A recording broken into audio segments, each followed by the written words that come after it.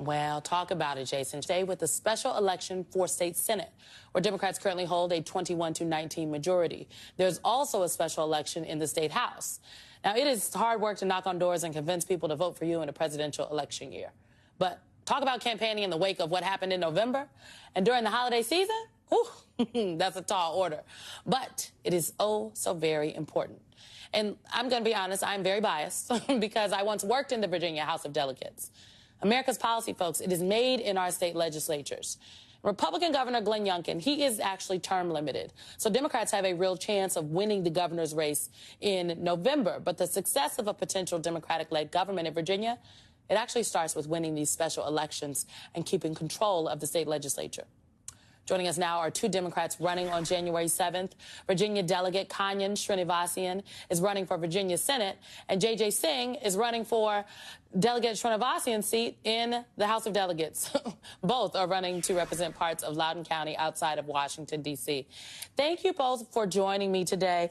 Can we just start with the stakes of this race? Because it is my understanding that losses in either two of these seats would result in potentially Republican control or a power-sharing agreement having to happen in one or both of the chambers. So, Delegate Srinivasan, can I start with you, just the stakes here in this election and how it's been campaigning in the wake of November, that November election? Good evening. Thanks for having me. Yes, the stakes are very high. As you rightly said, it is a thin majority that we have in the General Assembly. In the Senate, it's 21-19. There are many things on the line. Women's right to choose, number one, is on the line. The constitutional amendment is on the line. My opponent has clearly said that she will vote against it and she will ban abortion. So that's clearly on the line. Common sense gun safety is on the line. Investing in public education is on the line. Investing in climate change is on the line. We had 2 years of majority 2 years ago in the General Assembly, and Democrats did amazing things. When we had trifecta, we did outstanding work. So as you rightfully said, we have the chance to have a trifecta next November, but it starts with this important election. That's why I'm running. I'm a son of 2 school teachers. I'm the first Indian American immigrant elected to the Virginia House of Delegates.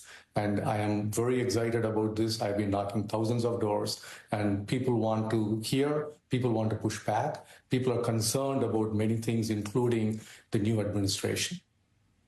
You know, Mr. Singh, the delegate makes a really important point here. And let's just drive the point home from the last conversation I was just having with Jason Johnson. The Augusta Free Press had a column on Glenn Youngkin backing Donald Trump and Elon Musk's plan to cut federal spending in parts of the federal government. They write this: Glenn Youngkin thinks that 300,000 Virginians whose job seems to be on the line with Donald Trump's promise to dismantle the federal government can just get a job somewhere else. That may result in some job losses in federal government. I think that efficiencies oftentimes do result in that, said Youngkin, a former hedge fund guy with a net worth north of $400 million. So, yes, he feels your pain there, folks.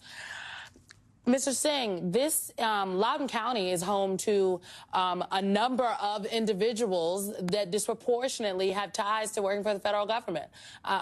Virginia particularly has one of the largest military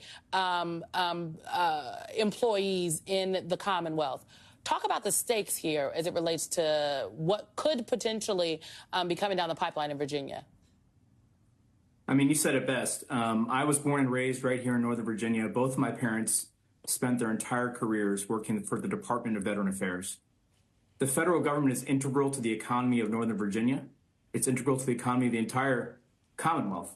And it's not just federal government employees. It's members of our military who serve on our bases here.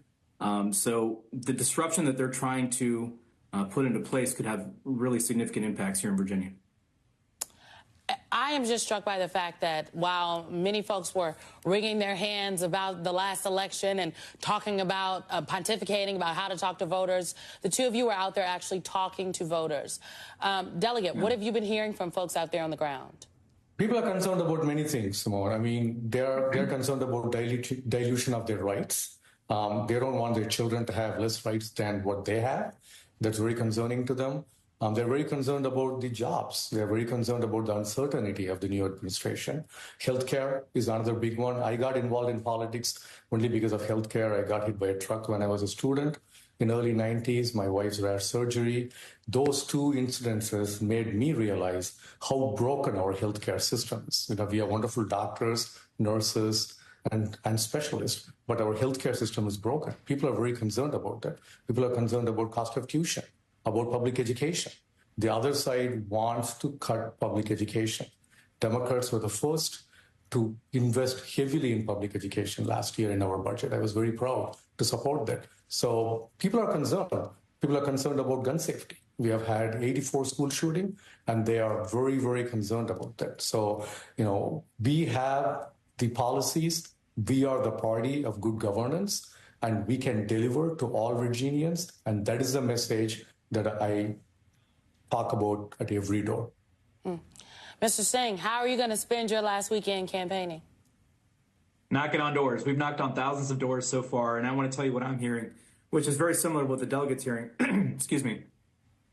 The first is I have two daughters who are in public school, and I care about reducing gun violence. Now, gun violence is the #1 cause of death for kids. The second thing is we talk about reproductive freedom. My two daughters have fewer rights than my wife did before the Dobbs decision. The third thing that I'm talking about with voters at the doors is, as what the delegate mentioned, college tuition. When I went to the University of Virginia, tuition, room and board was $15,000 a year, and now it's $40,000 a year.